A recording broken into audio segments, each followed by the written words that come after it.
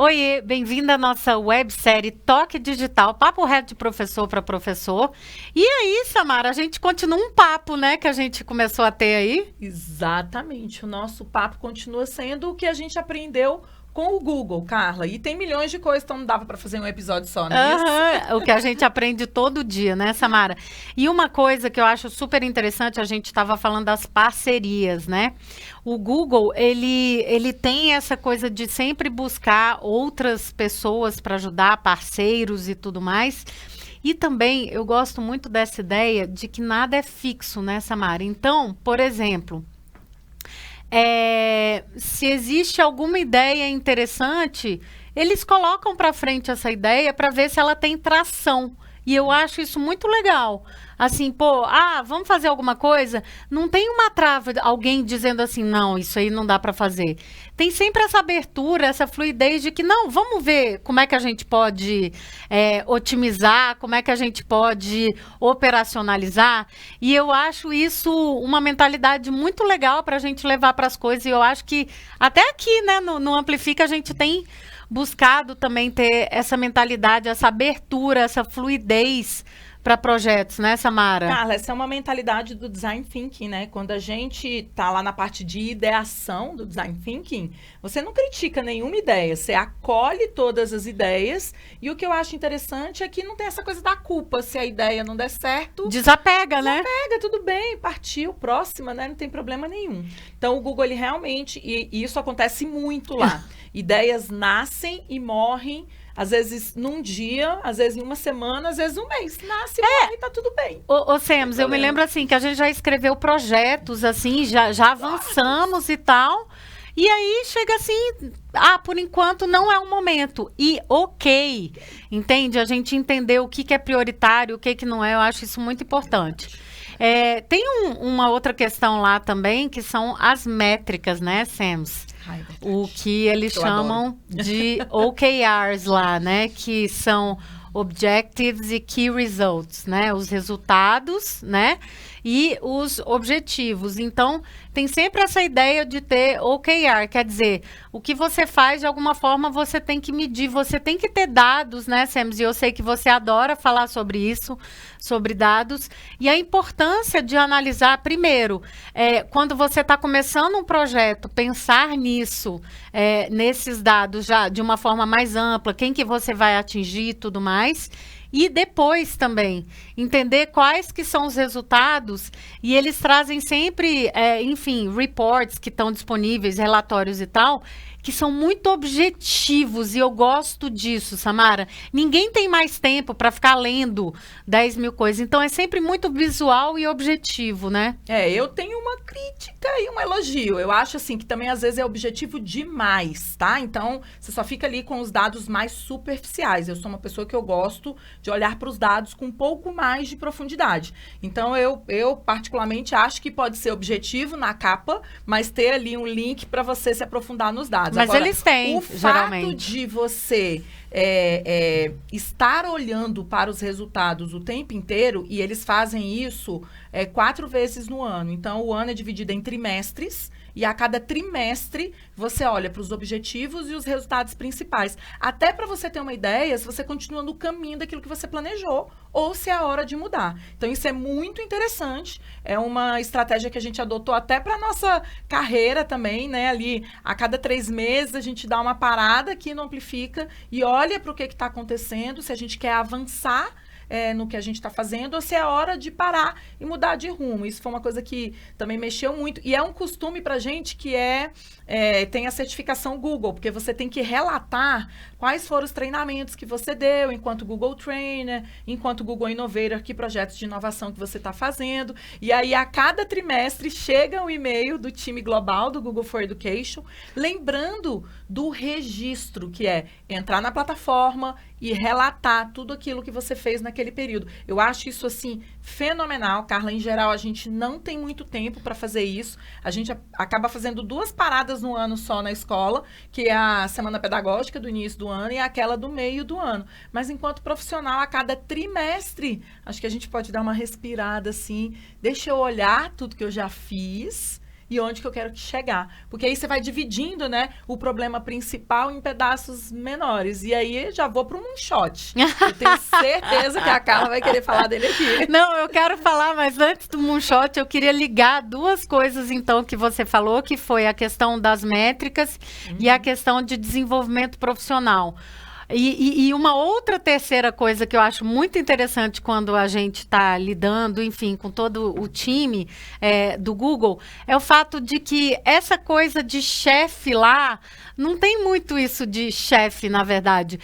Os profissionais lá têm um perfil que eu acho muito bacana, que é essa coisa de você ser um profissional meio autogerido, assim, sabe? Você não tem que esperar ninguém para ter uma ideia e colocar essa ideia para funcionar. Muito pelo contrário, tem um incentivo que as pessoas tomem a frente das coisas e realmente levem isso para frente. E aí, conectando essa questão também das métricas e de desenvolvimento profissional, eu fico me questionando sempre, tenho feito, a Samara estava falando sobre isso, que a gente faz isso aqui no Amplifique, e a gente faz pessoalmente também como profissionais, é a gente pensar assim, poxa, eu não preciso esperar ninguém para me dar permissão para fazer alguma coisa. Eu acho isso muito importante, a gente pensar em projetos que sejam relevantes para a gente pessoalmente, que vão também impactar, né, os nossos usuários, que são os nossos alunos, né? Então, eu acho isso muito importante.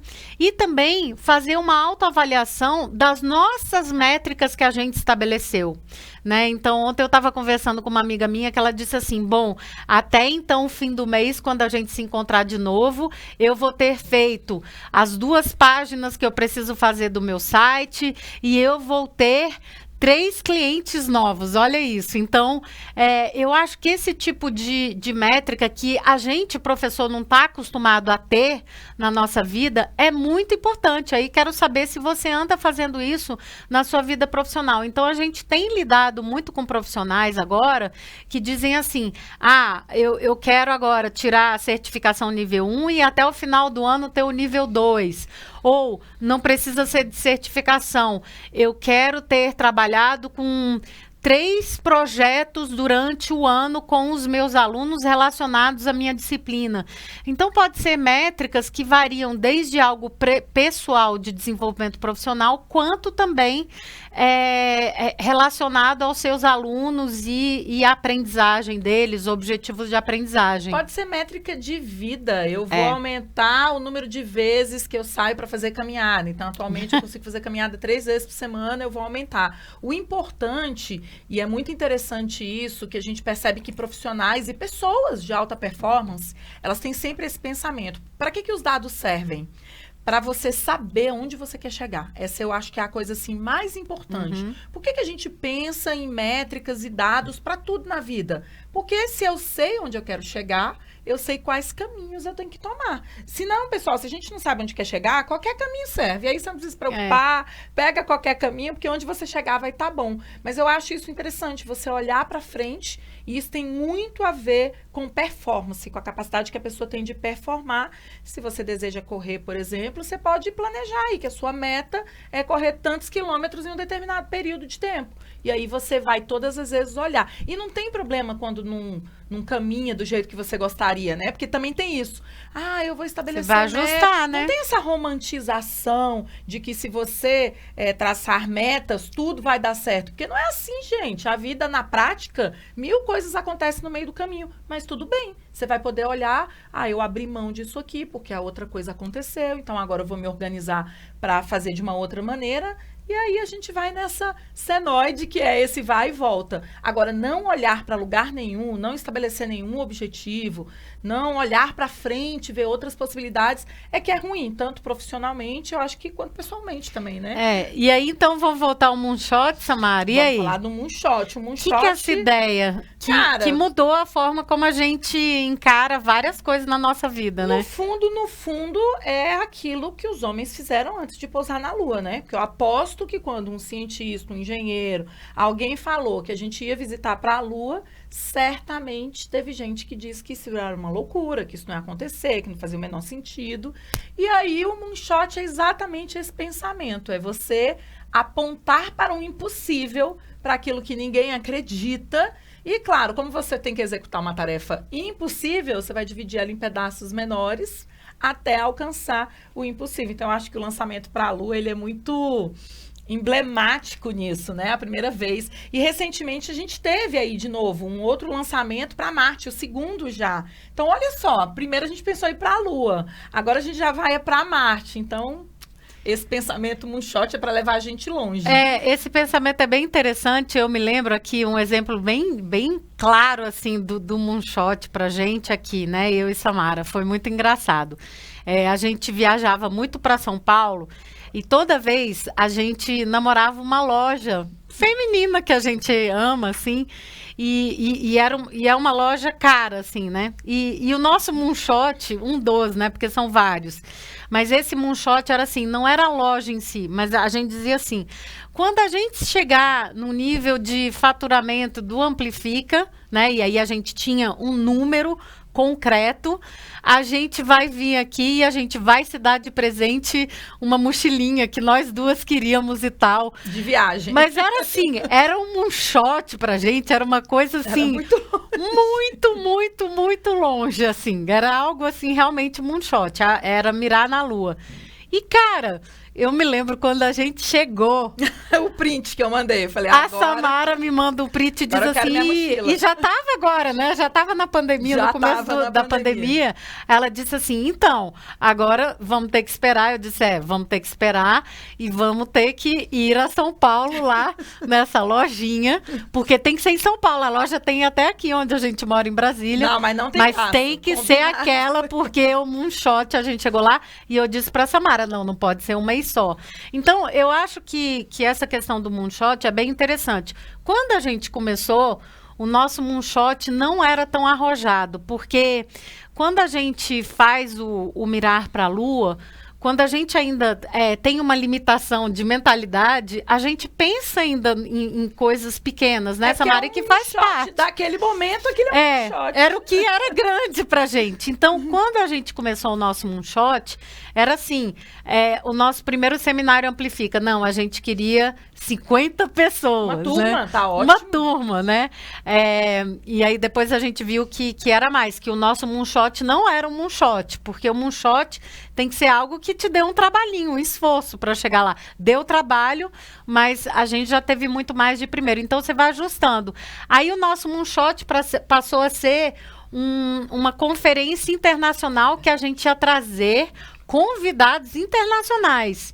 Poxa, e aí em 2017 a gente conseguiu... 2016. 2017 Amplifica Internacional, a gente trouxe as suas colegas. 2016, dona Carla Arena. Você tem a memória boa, mas essa eu sei. 2016 foi a primeira vez que a gente foi para São Paulo. 2017 foi a primeira vez que a gente fez o Amplifica Internacional. Então é porque ela já pulou um moonshot, porque o primeiro era fazer um evento fora de Brasília. Exatamente, então era fora de Brasília. O primeiro moonshot era fazer um evento para 50 pessoas, aí a gente viu que dava para fazer para mais de 50. Aí depois era fazer um evento fora de Brasília, com pesquisadores brasileiros, inclusive o querido José Moran estava nesse evento, aceitou o convite e foi lá palestrar. E aí, depois desse, era fazer um evento internacional com convidados internacionais e nós trouxemos uma galera super legal de Londres e uma galera super interessante dos Estados Unidos. Innovators, que era Google Innovator, era uma galera... Naquela época, Carla, já se falava em UX, né? User Experience, em LEX, né? Que é Learning Experience. Então, assim, já 2017, a gente já pensava um moonshot mais alto. E aí eu me lembro que depois a gente teve um desses que a gente ia fazer um evento internacional fora do Brasil. Ai, meu Deus. É mesmo, a gente já estava negociando para fazer em Londres. Em Londres, a gente é verdade, negociando. Ó. Esse moonshot não deu certo ainda, mas a gente vai chegar. E eu acho, Samara, que... Vou treinar meu inglês. E aí eu queria entender de você qual que é o seu moonshot. Escreve aí algo que você acha que é impossível, mas que com as tecnologias e com as parcerias a gente consegue chegar lá. Eu acho muito importante você ter o seu moonshot, né? A gente tem essas loucuras, que parecem loucuras aqui no Amplifica, mas a gente também tem moonshots pessoais, assim, né? De desenvolvimento profissional e tudo mais. Eu que quero são falar importantes. uma coisa sobre Vai isso, lá. que eu aprendi, inclusive, visitando meu filho mais velho. Vai Carla. lá. E olha, anota, porque eu acho que vai servir aí para você também. Objetivos pessoais, né? O seu moonshot pessoal, porque a gente falou aqui dos profissionais. Quando eu cheguei na casa do meu filho, estava lá no lugar que eles trabalham, que fazem home office, quando fecha tudo, 2 quadrinhos, daqueles que a gente faz de feltro mesmo, assim, 2 quadrinhos. Uma foto de um lugar paradisíaco, um valor circulado, uma tabelinha, e eu, o que é isso aqui? Ele, são os sonhos da minha namorada. É onde ela quer chegar. Então, eles acabaram de se formar, começaram a trabalhar agora, né? Aquele início de carreira que não é fácil para ninguém, não é fácil quando a gente está estudando, não é fácil como inicia. E eu olhei para aquilo e falei, gente, olha que interessante essa visão, tipo, de estar sempre olhando para o que quero alcançar. Aí eu olhei lá do meu filho também, tinha uma data, tinha uma tabela, tinha uma foto de um carro, e eu, isso aqui. Ele falou, esses aí são os meus. São as minhas. Então, eles dividiram e eu achei isso muito legal, Carla. Porque eu sempre Eu acho que a gente tem que visualizar, né? E a palavra, ela tem poder, gente. Nós somos pessoas que a nossa palavra tem poder, porque a gente é professor, a gente faz isso o tempo inteiro. E você, quando você externa também o que você deseja, o que você almeja, o que você quer, aquilo vai te motivando também no dia a dia a seguir em frente. Então, achei muito bonitinho. Tô aqui compartilhando, que achei super interessante, que a gente sempre dá dica de organização, né? Mas aqui tem uma dica também para você olhar para o seu moonshot. Então, qual é o seu moonshot? Anota ele aí, ó. Coloca num post-it, num mural, para você olhar para ele todos os dias e se lembrar de onde é que você quer chegar, né, Carla? Eu acho isso maravilhoso. Eu acho que assim, queria... Vou ter que fazer o do Amplifica agora. Vamos ter que fazer visual, né? Porque eu acho que isso tangibiliza. A gente sempre faz isso da coisa de... quando a gente joga para o universo, então a gente fala o que a gente quer, né? E claro, põe no papel, põe na nuvem, né? Lá no Google Drive pra caramba, e tal. Trabalhamos para chegar lá. Não é só ter um moonshot, é trabalhar para chegar lá e arranjar os parceiros para te ajudar a chegar lá. A gente tem muito isso desde o começo. A gente só tá onde a gente tá porque a gente sempre buscou as pessoas certas para os projetos que a gente achava que ia dar esse match aí, essa ligação super legal, não desiste né? quando dá errado. Isso é outra coisa também. Vai pra próxima, assim, sangue nos olhos, você sabe, né, Sems? Eu só preciso dormir. Depois que eu dormir, eu fico super chateada, às vezes, quando alguma coisa não dá certo e tal, que é normal. E dorme, acorda, sangue nos olhos, vambora, vamos pra próxima e tal. Uma outra coisa que eu queria trazer do Google, Samara, é o seguinte... principalmente quando a gente está dando formação para os professores e quando a gente começa a mexer nas ferramentas Google. Eu acho isso muito interessante, assim. A gente se acostumou a fazer tudo em caixinhas, assim, né? Em pastinhas, tudo organizado bonito, de uma certa forma, tudo de uma forma linear. E o Google entrou no mundo para quebrar esse nosso paradigma, assim. Eu acho que é a grande mudança mesmo de mentalidade quando você migra para o Google, para utilizar as ferramentas Google. O rolê. Você pensa assim, Google chegou para te mostrar que não precisa estar organizado daquele jeito para funcionar, é isso?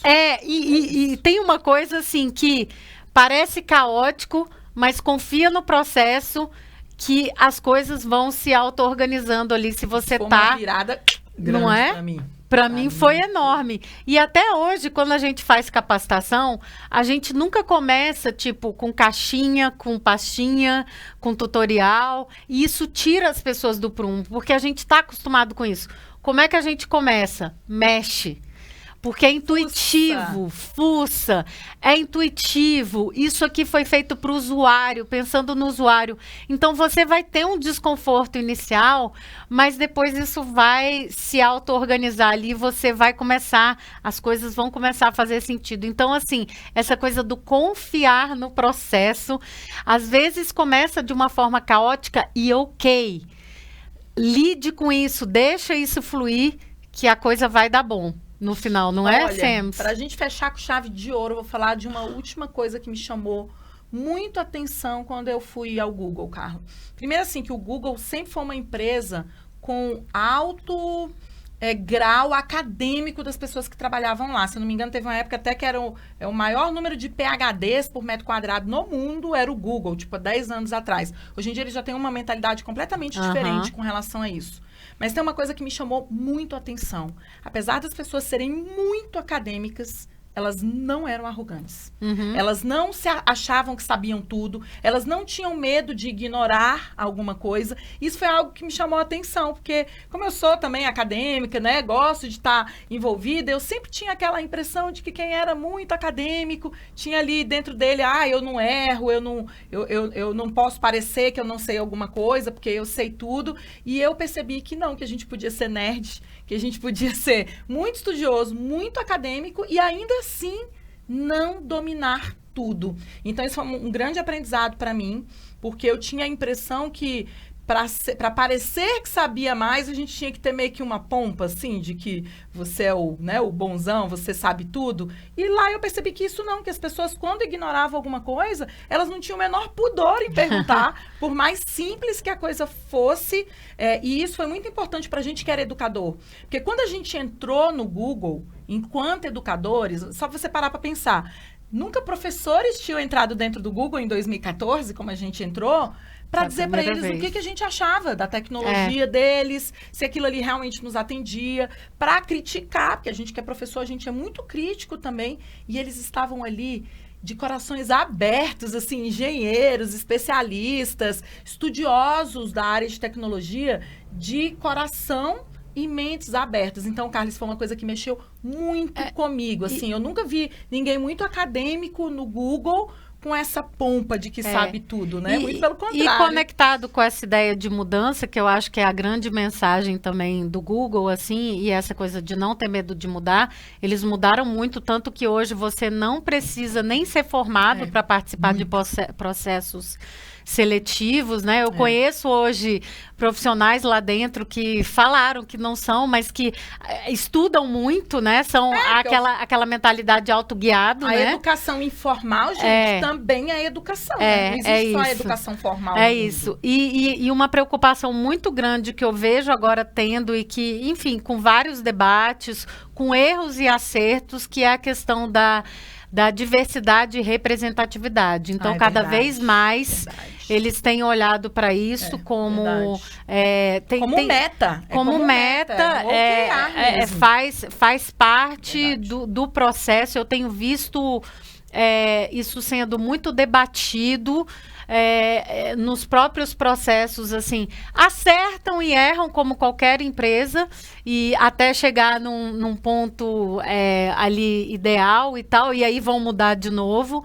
Mas eu acho que isso é muito importante e também tem nos forçado, a gente tem tido muitas conversas internas aqui nossa de representatividade e diversidade. Então, quer dizer, eu e a Samara não somos a régua do mundo, né? Na verdade, a gente sempre fala que a gente representa uma bolha de privilégios. É uma bolha, né? E que cada vez mais a gente precisa ter professores, parceiros e tal, que façam parte de outros contextos educacionais, e a gente sempre não é que a gente se força, a gente quer isto, né, pro Amplifica, e isso para mim é muito importante, assim, eu acho que tem sido um debate que a gente não tinha essa visão quando a gente começou o Amplifica, não era uma pauta. E hoje eu sinto que as discussões são bem amplas em relação a isso. A gente tem discussões profundas, inclusive, nos nossos grupos e tal. Quem que a gente não está atendendo, ou quem que não está aqui que deveria estar, e que voz que a gente está deixando de fora e que deveria estar incluída aqui. Então, eu acho isso importante sempre, né? Para a gente que é educador, mais importante ainda, porque são tantas vozes na sala de aula que a gente recebe, né? Tanta diversidade, o nosso país é tão diverso, tão bonito, que é exatamente essa diversidade que permite que esse grupo seja tão intelectualmente assim desenvolvido, que a gente seja tão criativo para tudo que a gente faz. Não é à toa que grandes empresas de tecnologia estão aqui, né? Inclusive investindo no nosso país e a gente também. Adorei nosso papo sobre coisas que Adorei. E se aprendemos você do Google. curtiu, deixa aí uma mensagem pra gente, um comentário. O que te chamou a atenção? O que você vem aprendendo? O que você gostaria de saber mais? E se curtiu, chama aquele amigo, aquela amiga. Clica aqui, dá um like e vem junto, porque a gente tá juntinho aqui de você. Tchau, tchau.